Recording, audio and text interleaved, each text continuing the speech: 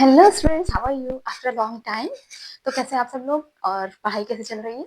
अब तो बोर्ड्स एकदम पास में हैं और लगभग सब कुछ पढ़ लिया होगा। अब टाइम है ज़्यादा से ज़्यादा क्वेश्चंस प्रैक्टिस करने का, ज़्यादा से ज़्यादा क्वेश्चंस देखने का। जहाँ जहाँ भी आपको क्वेश्चंस मिल रहे हैं, जो जो बुक में मिल रहे हैं, जो जो चैनल्स आप फॉलो करते हैं, जहाँ जहाँ भी आपको क्वेश्चंस मिल रहे हैं वो ज़्यादा से ज़्यादा करो। कुछ नहीं, जितना टॉपिक आपने पढ़ लिया उतना पढ़े रखो, अच्छा है उसको रिवाइज करो और ज़्यादा से ज़्यादा जितने आपको क्वेश्चंस दिखते रहें। मान लो आपके पास टाइम नहीं है या ऐसा है कि आप पढ़ के बहुत थक गए हो, तो एक अपना अपना फोन निकालो, टैब निकालो, वॉटेवर, लैपटॉप जो भी है सामने रखो। सिर्फ इतना करो, लेट जाओ आराम से। जब बहुत थक गए हो मन नहीं, तो एक लेक्चर चला लो जिसमें क्वेश्चन आंसर्स कवर किए हो। क्योंकि प्रैक्टिकल देखो, एप्लीकेशन आप अगर थ्योरी आपने पढ़ी है तो थ्योरी अगर आप अप्लाई कर पा रहे हो तो ही वो यूजफुल है। अगर अप्लाई कर ले रहे हो तो अच्छी बात है ना। तो सबसे उसको चेक करने का तरीका क्वेश्चन, क्योंकि एग्जाम में तो क्वेश्चन ही होना चाहिए, वो मैथ्स हो चाहे साइंस हो। अगर आपको मैथ्स के सारे फॉर्मूला पता है बट आप उनको अप्लाई नहीं कर पा रहे तो कोई फायदा नहीं है। तो चाहे मैथ्स हो चाहे साइंस हो, देखो मैथ्स में तो ये है कि अगर आप लेट के देख रहे हो सिर्फ, तो देखने से मैथ्स तो नहीं होती है ना। लेकिन साइंस में क्या, जैसे केमिस्ट्री का कोई लेक्चर आपने लगा लिया, फिजिक्स का कोई लेक्चर लगा लिया, तो उसमें आप जब लेट के देखते रहोगे तो आपको पता चलेगा अच्छा इस टाइप का क्वेश्चन, आप साथ साथ आंसर भी कर पाओगे कि अच्छा ऐसा होगा तो ये हम लगा सकते हैं, इस तरीके से करना है। ठीक है, उस केस में अपना करते चलो। ठीक, तो इतना करना है कि एक लेक्चर को उठाओ, देखो, मेरे चैनल पे देख रहे हो तो भी अच्छी बात है, किसी और चैनल को फॉलो कर रहे हो वो देखो, कोई भी देखो, आपका जो अच्छा रिवीजन हो रहा हो, आपको क्वेश्चंस मिल रहे हो, सारा सब कुछ देखो, जितना ज्यादा हो सके उतना ज्यादा कंटेंट आप देखो, समझो, बुक से लगाओ, अदर प्रीवियस ईयर्स लगाओ, बाकी जितना भी हो सके इस टाइम पे क्वेश्चंस को ज्यादा से ज्यादा प्रैक्टिस करना है, जितने क्वेश्चंस आप प्रैक्टिस कर सको। ठीक है, तो चलो स्टार्ट करते हैं। हम क्या कर रहे थे, केमिकल रिएक्शन एंड इक्वेशंस, उसमें मैंने आपको अभी दो लेक्चर्स का क्वेश्चन ही बताए थे किस तरीके के क्वेश्चन आएंगे। ये आखिरी लेक्चर होगा जिसमें मैं आपको बताऊंगी किस तरीके के क्वेश्चंस आएंगे। ठीक है, देखो मैंने इसमें डिफरेंट टाइप के क्वेश्चंस कवर किए हैं, ऐसा नहीं मैंने एनसीईआरटी कराया। उसमें एनसीईआरटी वाले भी हो सकते हैं और अदर दिन, देखो जितने मैंने क्वेश्चंस कराए अगर आपने वो कर लिया तो आप एनसीईआरटी तो कर ही लोगे और उसके साथ साथ जो अदर दिन एनसीईआरटी आता है वो भी कर लोगे।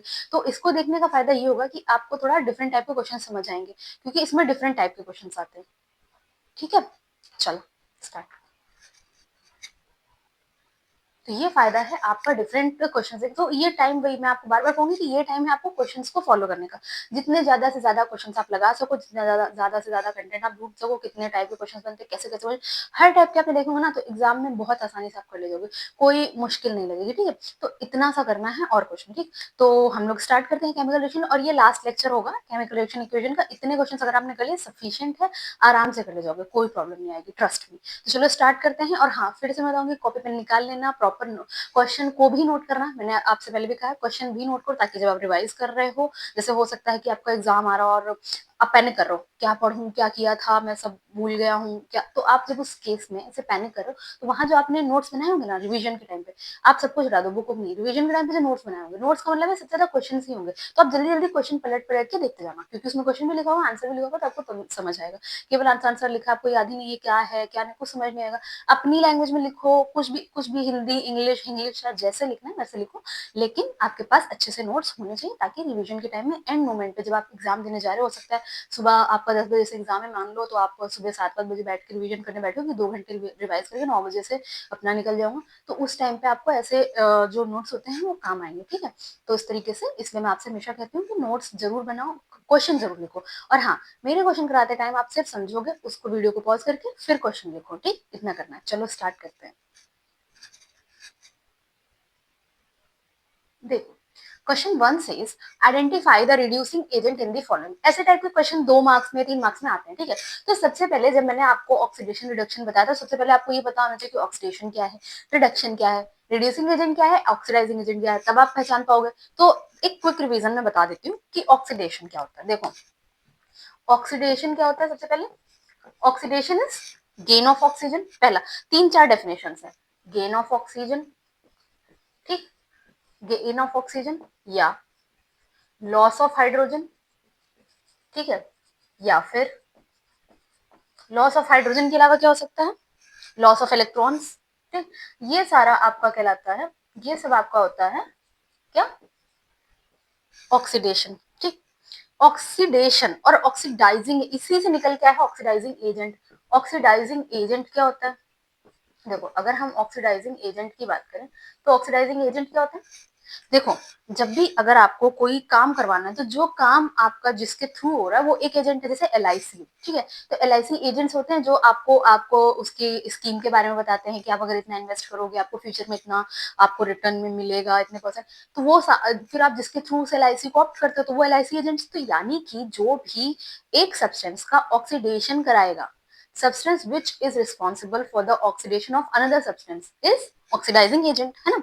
देखो, substance which is responsible for oxidation of another substance, oxidation of another another element या substance, ठीक है, वो हो गया आपका ऑक्सीडाइजिंग एजेंट। सिमिलरली रिडक्शन क्या होता है? रिडक्शन इसी का उल्टा। अगर ऑक्सीडेशन गेन ऑफ ऑक्सीजन है, गेन ऑफ ऑक्सीजन है, तो रिडक्शन क्या होगा? Gain of hydrogen, gain of hydrogen होगा, ठीक। तो देखो, गेन ऑफ हाइड्रोजन जो होगा वो हो गया आपका रिडक्शन, ठीक। Loss of gain of hydrogen, अगर रिडक्शन है तो लॉस ऑफ ऑक्सीजन, ऑक्सीजन का लॉस हो, वो भी रिडक्शन होगा, है ना। या फिर या फिर गेन ऑफ इलेक्ट्रॉन, ठीक, ये हुआ, ठीक है। अब वही चीज ऑक्सीडाइजिंग एजेंट के बारे में, सॉरी, रिड्यूसिंग एजेंट के बारे में अगर हम कहें कि रिड्यूसिंग एजेंट क्या होता है, तो रिड्यूसिंग एजेंट जो होगा वो क्या होगा? वही substance which is responsible for oxidation of another substance, यहाँ पे उल्टा हो जाएगा। Sorry, substance which is responsible for oxidation, substance which is responsible for reduction of another substance, substance. ये मैंने दोबारा इसलिए आपको लिखा दिया, मैंने पहले आपको पढ़ाया, पर अगर किसी ने अगर नहीं पढ़ा हो, मान लो वो यही लेक्चर देख रहा हो, तो इसलिए मैंने आपको रिवाइज करने के लिए जल्दी से बता दिया। Substance which is responsible for reduction of another substance,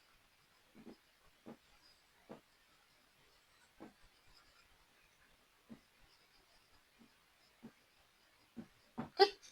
अब चलो क्वेश्चन में देखते हैं। देखो, यहाँ पे NH3 यानी कि ये है अमोनिया, 5 ऑक्सीजन, ये NO बना रहा है, ये 6H2O। तो मैंने क्या कहा था कि जो भी दूसरे का ऑक्सीडेशन करा दे, तो देखो यहाँ पे क्या हो रहा है, यहाँ हमसे पूछ रहा है reducing agent, substance which is responsible for reduction of another substance. यहाँ क्या हो रहा है? ये ऑक्सीजन इसके पास चला जा रहा है नाइट्रोजन के पास, तो यानी कि यहाँ पे रिड्यूसिंग एजेंट ये होगा, क्योंकि इसने इसका रिडक्शन करा दिया, ठीक है, इसका रिडक्शन करा दिया। ऑक्सीजन भाई इसके पास चला गया, मैंने क्या कहा था, ऑक्सीजन इसके पास चला गया ना, ठीक। ऑक्सीजन इसके पास चला गया, तो इसके पास से तो चला गया ना ऑक्सीजन, तो लॉस ऑफ ऑक्सीजन हुआ, तो इसलिए रिड्यूसिंग एजेंट ये होगा, ठीक।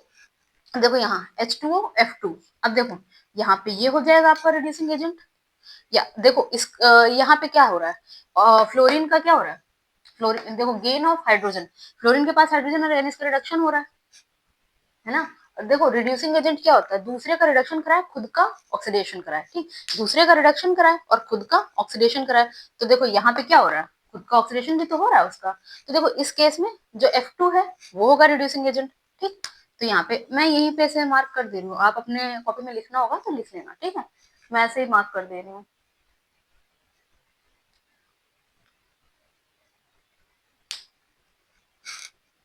एक सेकेंड रुकना जरा।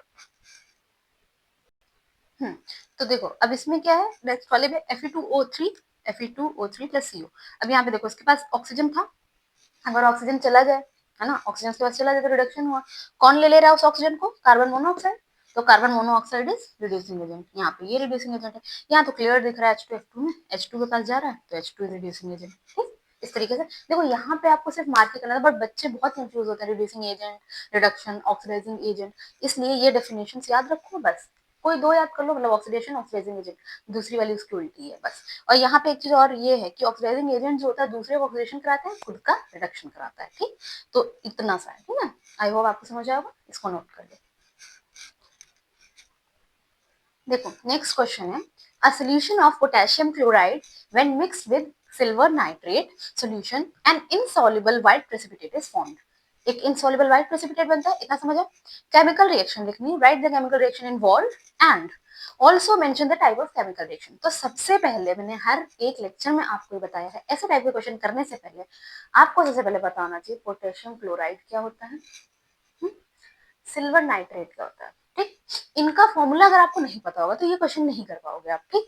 तो देखो इनका फॉर्मूला करने के लिए, पता होने के लिए क्या है, मैंने आपको बताया है क्रॉस मल्टीप्लाई करके फॉर्मूले बनाए जाते हैं। उसके लिए आपको हर आयन पता होना चाहिए कि पोटेशियम क्लोराइड, पोटेशियम क्लोराइड में आपको साफ पता चल रहा है पोटेशियम यानी कि के एंड क्लोराइड यानी Cl ये होगा। उसकी वैलेंसी क्या होती है, मतलब उस पर क्या चार्ज होता है, क्योंकि वो चार्ज ही तो मल्टीप्लाई करते हैं, सबसे पहले तो वही पता होना चाहिए। तब आप फॉर्मूला बना पाओगे, तब आप रिएक्शन कर पाओगे, ठीक। तो इसलिए सबसे ज्यादा इंपॉर्टेंट है, मैंने एक शॉर्ट्स भी डाला है इस पर, एक लेक्चर में कवर भी किया, तो प्लीज आप उसको देखना, ठीक। तो देखो पहले पोटेशियम क्लोराइड अगर हम कह रहे हैं तो पोटेशियम को होता है +1 Cl माइनस पे, मतलब Cl पे -1, तो हम जब क्रॉस मल्टीप्लाई करते हैं चार्जेस जो आते हैं इससे नीचे आ जाते हैं, Cl 1 साइन के साथ नहीं, इग्नोर करते हैं साइन, तो ये बनता है KCl, ठीक। वैसे ही सिल्वर नाइट्रेट, सिल्वर होता है Ag+1, नाइट्रेट होता है NO3 जिसपे होता है -1, ठीक। तो उनको जब मल्टीप्लाई करते हैं तो वैसे ही Ag1 NO3 1, तो जब सेम नंबर होता है तो हम उसको एज इट इज लिख देते हैं, ठीक। तो ये हो जाएगा AgNO3। तो यानी कि इसमें कह रहे हैं कि जब KCl और AgNO3 रिएक्ट करते हैं तो एक व्हाइट प्रेसिपिटेट बन रहा है, इनसॉल्युबल व्हाइट सब्सटेंस बन रहा है, ठीक। तो देखो क्या होगा यहाँ पे पोटेशियम और Cl AgNO3, तो ये क्या बन जाएगा, ये इसके साथ रिएक्शन कर लेगा और वो AgCl बन जाएगा, ठीक। यही तो होगा भाई, इसमें और क्या हो सकता है, यही तो होगा ना। तो ये हो जाएगा AgCl plus KNO3 potassium nitrate, ठीक। और व्हाइट प्रेसिपिटेट इसका होगा, है ना, AgCl का जो होगा होगा व्हाइट प्रेसिपिटेट। अब देखो यहाँ पे कह रहे हैं right the chemical reaction, chemical reaction आपने लिख दी। अभी किस टाइप की रिएक्शन बता सकते हो, देखो ये जो रिएक्शन है, एक तो इसमें कह सकते हो कि डबल डिस्प्लेसमेंट, क्योंकि यहाँ से ये वाला आयन डिस्प्लेस हुआ, यहाँ से ये वाला double displacement, it is double displacement, या फिर एंड प्रेसिपिटेशन रिएक्शन भी कह सकते हैं, क्योंकि इनसॉल्युबल सब्सटेंस बन रहा है ना, तो दैट मींस कि वहां प्रेसिपिटेट फॉर्म हो जाएगा, ठीक। ये सिंपल सा क्वेश्चन था, बट यहाँ पे जो मेन काम था, यहाँ पे मेन काम ये था इस फॉर्मूले का। अगर आपको फॉर्मूला बनाना नहीं आता है तो क्वेश्चन गलत हो जाएगा, ठीक। बहुत सिंपल क्वेश्चन है, 2 मार्क्स का होगा, आराम से आपको इसमें 2 मार्क्स मिलेंगे, ठीक है। तो इस केस में फॉर्मूला बनाना ज्यादा इंपॉर्टेंट, फॉर्मूला बनाने के लिए आपको सारे आयंस पता होने चाहिए क्या होते हैं, जैसे नाइट्रेट में क्या आता है।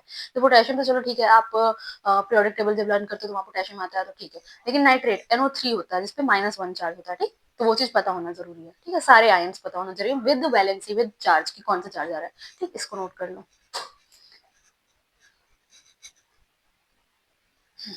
हाँ, next question is right balance chemical equation for the following reactions, identify the type of reactions. देखो फिर वही बात है, बैलेंसिंग करनी है, बैलेंसिंग करना बहुत आसान है, बैलेंस तो कर लोगे, लेकिन उससे पहले यहाँ पे रिएक्शन लिखनी है खुद से, तब जाके बैलेंस करनी है, ठीक। तो मैंने जब आपको बैलेंसिंग सिखाई थी उस टाइम मैंने ये बताया था कि आपको पहले रिएक्शन लिखनी आनी चाहिए। तो पहली जो रिएक्शन लिखी है वो थर्माइट रिएक्शन है। थर्माइट रिएक्शन याद है क्या आपको, जब मैंने मेटल नॉन मेटल्स पढ़ाया था उसमें थर्माइट रिएक्शन बताई थी, ठीक है। देखो लेकिन ये ऐसा नहीं कि केवल थर्माइट रिएक्शन बोल दिया, यहाँ पे बताया आयरन थर्ड ऑक्साइड, थर्ड का मतलब है कि आयरन, यानी कि आयरन क्या होता है Fe, उस पे +3 यानी ये +3 ऑक्सीडेशन स्टेट में सबसे पहले। तो यहाँ पे आपको वही मैं बता रही हूँ कि फॉर्मूला बनाना आना चाहिए, आपको पता हो आयरन का क्या सिंबल है। आपने मेरे को पता है मोस्ट ऑफ स्टूडेंट केवल 20 तक ही एलिमेंट्स याद करते हैं पीरियोडिक टेबल के, आयरन आता है 26 पे, तो यहाँ पे आयरन Fe होगा। थर्ड ऑक्साइड, ये जो थर्ड ब्रैकेट में लिखा है उसकी ऑक्सीडेशन स्टेट होती है, ऑक्साइड मतलब ऑक्सीजन, यानी कि आयरन पे +3 चार्ज है, ऑक्सीजन पे कितना होता है -2। तो अभी इसका फॉर्मूला बना लोगे, रिएक्ट विद एल्यूमिनियम, एल्यूमिनियम से रिएक्ट करता है and gives मॉल्टन iron and aluminium oxide, मॉल्टन iron देता है।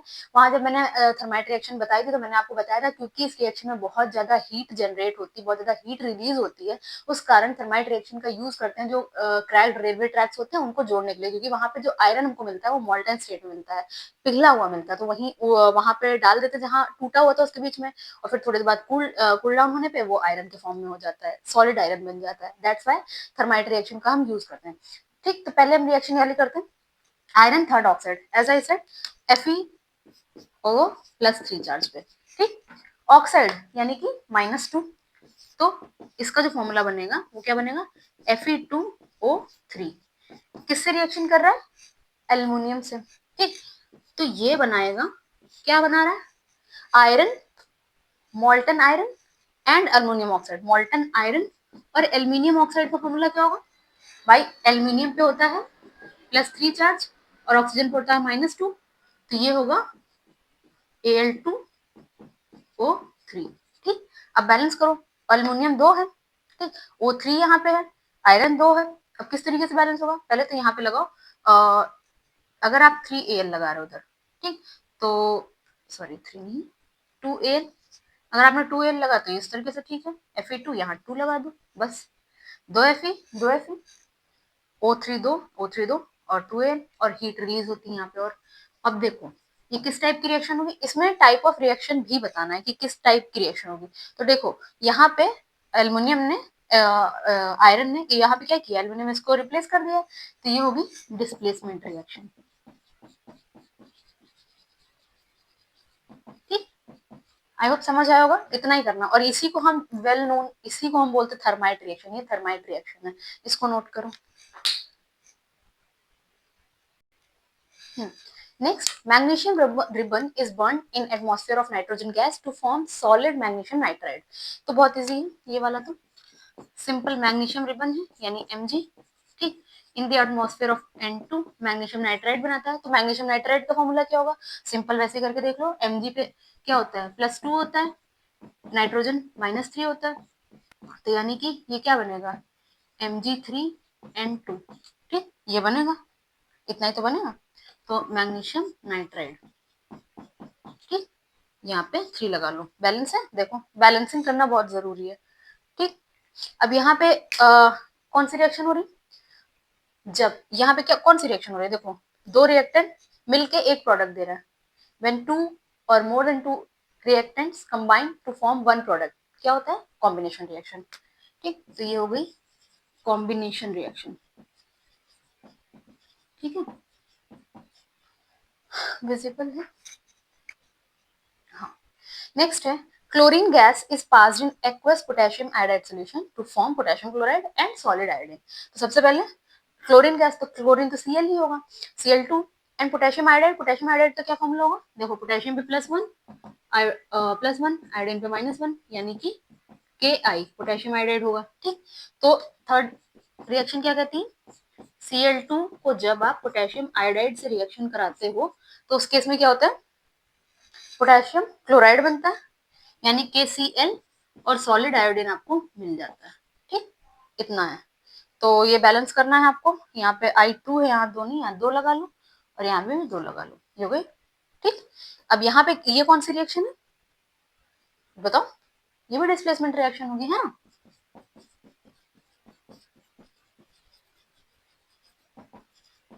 Next, ethanol is burn in air to form carbon dioxide water and release heat.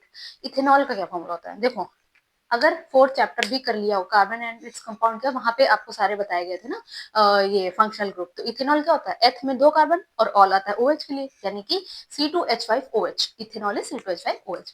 तो जब भी C2H5OH की रिएक्शन आप किससे कराते हो, एयर से, एयर की प्रेजेंस में ये बर्न होता है, तो ये बनाता है carbon dioxide, water and release heat release करता है। तो 2 कार्बन थे, पहली बात तो हाइड्रोजन 6 थे और ऑक्सीजन भी 2 थे, तो यहाँ पे 2 कार्बन थे, तो ये लगा दो पहले तो, ठीक। और हाइड्रोजन 6 थे, 3। अब देखो क्या ऑक्सीजन बैलेंस है, 3 और 4 7, यहाँ पे कितना है, यहाँ लगा लो 3 6 1 7 4 3 7, हाँ अब बैलेंस है, ठीक। तो हमेशा बैलेंस करके इक्वेशन को लिखना है, ठीक। तो अब देखो यहाँ पे क्या होगा, ये किस टाइप की रिएक्शन है, अगर आपसे पूछा जाए। अब यहाँ देखो ऑक्सीजन की प्रेजेंस में इथेनॉल को बर्न किया जा रहा है, तो ये कंबशन रिएक्शन होगी,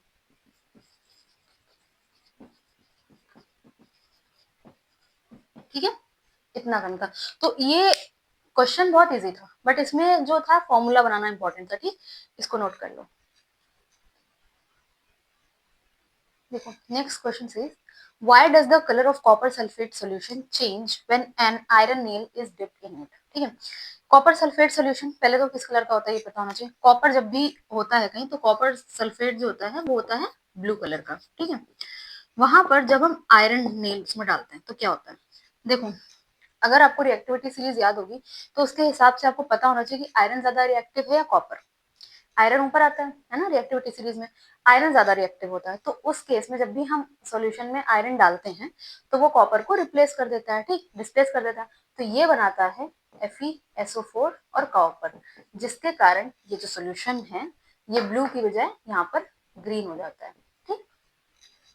सिंपल रीजन है। डिस्प्लेसमेंट रिएक्शन देखने को मिलती है, copper being more reactive it displaces copper from the copper sulphate solution and the solution become green, जिसके कारण जो होता है कॉपर सल्फेट का सोल्यूशन का कलर चेंज हो जाता है, ठीक। तो इसको सिंपली अगर आपको लिखना है तो मैं डिक्टेट कर दे रही हूँ, आप लिख लो कि when an iron nail is dipped in a copper sulphate solution, the color of the copper sulfate solution changes because being more reactive than iron being more reactive than copper, it displaces copper from copper sulfate solution and form iron sulfate. That's why the color of the solution, blue color solution turns green. Okay, इतना answer होगा और ये reaction लिख दोगे बस, that's sufficient. अगर आपसे पूछा जाए कि ये किस टाइप की रिएक्शन है तो ये किस टाइप की रिएक्शन है आप बता सकते हो। डिस्प्लेसमेंट रिएक्शन होगी ना, क्योंकि इसमें इसको इसको डिस्प्लेस कर दिया ना, तो डिस्प्लेसमेंट रिएक्शन होगी, बस इतना करना है, ठीक। इसको नोट कर दो। देखो, why is respiration considered as an exothermic reaction. Respiration एक एक्सोथर्मिक रिएक्शन क्यों, उसको एक एक्सोथर्मिक रिएक्शन की तरह कंसिडर क्यों करते हैं। देखो, सबसे पहले एंडोथर्मिक और एक्सोथर्मिक रिएक्शन क्या होती है, ऐसी रिएक्शन जिसको कराने के लिए हमको हीट देनी पड़े वो एंडोथर्मिक रिएक्शन होती है, ठीक। और ऐसे रिएक्शन जिसमें हीट रिलीज हो, लाइक थर्माइट रिएक्शन भी मैंने बताई, ऐसे रिएक्शन जिसमें हीट रिलीज हो उसको हम कहते हैं एक्सोथर्मिक रिएक्शन, ठीक। तो रेस्पिरेशन को एक्सोथर्मिक रिएक्शन क्यों कहते हैं, देखो जब भी रेस्पिरेशन होता है तो हमारी बॉडी में जो ग्लूकोज होता है वो ऑक्सीजन से कंबाइन होके क्या करता है, ग्लूकोज जो रहता है हमारी बॉडी में ऑक्सीजन से कंबाइन होता है और हमको एनर्जी प्रोवाइड करता है, ठीक। यही तो काम है, ठीक। एनर्जी मिलती है हमको फूड से, ठीक। तो रेस्पिरेशन के टाइम पे ग्लूकोज ऑक्सीजन से कंबाइन होता है और हमको एनर्जी देता है। दैट्स वाई एक्सोथर्मिक रिएक्शन की तरह कंसीडर करते हैं रेस्पिरेशन को। क्यों, क्योंकि मैंने आपको बताया एक्सोथर्मिक रिएक्शन वो रिएक्शन होती है जिसमें एनर्जी रिलीज होती है, ठीक। वो सारी एक्सोथर्मिक रिएक्शन थी, इसलिए रेस्पिरेशन को एक्सोथर्मिक रिएक्शन की तरह कंसीडर करते हैं, ठीक है। तो इसमें क्या लिखना है, लिख सकते हो during respiration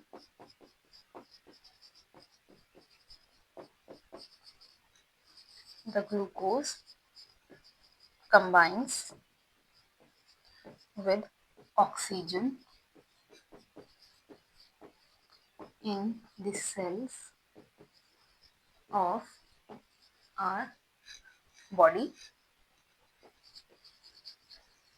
and provides energy.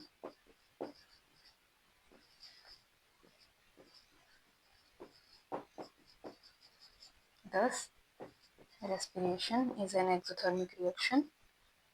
Respiration is respiration एक तरीके की exothermic reaction होगी. Respiration is an exothermic reaction because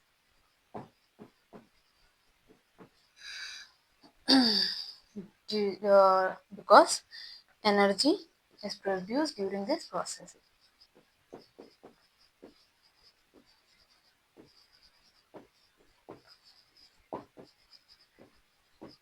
ठीक है। अब अगर आपको चाहिए, अगर रिएक्शन लिखना है तो अगर आप रिएक्शन लिखना चाहते हो तो रिएक्शन लिख लो, ग्लूकोज का सिंपल फॉर्मूला C6H12O6, ठीक। और ऑक्सीजन से कंबाइन हो रहा है, वाटर भी होगा, ठीक।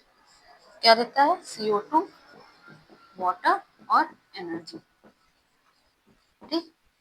अब आपको बैलेंस करना है तो C6H12O6 यहाँ पे आपका हो जाएगा 6O2 और 6H2O, 6CO2 12H2O। देखो 12 हाइड्रोजन, 6 6 12, ऑक्सीजन कितना है 12, 12 6 18, ठीक है। और 18 से 24, तो देखो यहाँ पे 12 और 12 24, ठीक। इस तरीके से। तो ये हुआ इसका कंप्लीट आंसर। ठीक, 2 नंबर में आएगा, इतना सा आपको लिखना है, फुल मार्क्स मिलेंगे। ठीक है, चलो इसको नोट कर लो। नेक्स्ट देखते हैं। Next question, oil and fats containing food item are fresh with nitrogen. मतलब जो आपका ऑयल और ऐसे फूड होते हैं जिसमें ऑयल या फैट होता है, वहां पे नाइट्रोजन क्यों यूज करते हैं? ठीक, लाइक चिप्स पैकेट। देखो इसमें क्या होता है, ऑक्स जिस ऐसा जो फूड जो होता है जिसमें ऑयल या फैट है, तो उसको ज्यादा in presence of oxygen in the air, fat present in the fatty acid are oxidise to compounds which have a bad smell. उसमें स्मेल अजीब सी आने लगेगी और फूड क्या हो जाएगा, रैंसिड हो जाएगा। इसलिए हम वहां पे नाइट्रोजन का यूज करते हैं, जो ऑक्सीजन को कट ऑफ कर देती है कांटेक्ट में आने से फूड के। ठीक, जिससे फूड जो होता है वो रैंसिड नहीं होता और उसको रेंसिडिटी से प्रोटेक्ट करता है। देखो ये टॉपिक तो शायद आपको कोरोजन रेंसिडिटी नहीं है, बट ये क्वेश्चन कई बार पूछा जाता है, तो इसलिए मैंने करा दिया। आप इसको इग्नोर भी कर सकते हो। ठीक है, तो इतना जितना मैंने आपको क्वेश्चंस कवर कराए हैं, अदर देन एनसीईआरटी, और जिस जिस टाइप के अलग अलग टाइप के मैंने 3 लेक्चर्स, सिर्फ और सिर्फ 3 लेक्चर्स मैंने क्वेश्चंस के अपलोड किए, जिसमें आपको अलग अलग टाइप के क्वेश्चन मिल जाएंगे। इतना सफिशियंट है, इतना कर लिया। तो ये पूरा चैप्टर बस इतना ही करना है, इससे अलग से क्वेश्चंस नहीं आएंगे, आई प्रॉमिस यू। ठीक है, आई होप आपको ये टॉपिक समझ आया होगा। I hope you like this video, you understand each and every concept, you find this video useful for you. So please like, share and subscribe, and please share this video with your friends who are preparing for the board exam, and very very best of luck for your board exams.